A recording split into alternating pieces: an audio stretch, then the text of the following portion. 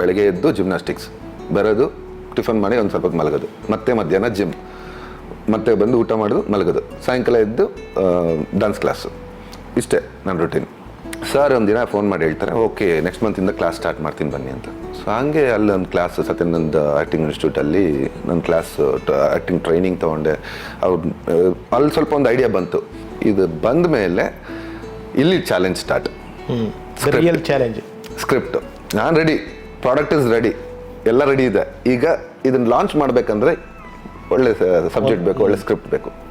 ಕತೆ ಡೈಲಿ ಕೇಳೋದು. ಕನಿಷ್ಕ ಹೋಟ್ಲ, ಕನಿಷ್ಕ ಅಲ್ಲಿ ಡೈಲಿ ಕತೆ ಕೇಳ್ತೀವಿ, ಬರ್ತೀವಿ, ಕತೆ ಕೇಳ್ತೀವಿ, ಓಕೆ, ಕತೆ ಕೇಳ್ತೀವಿ, ಓಕೆ. ಈ ಥರ ಒಂದು 75 ಕತೆ ಕೇಳ್ತೀವಿ.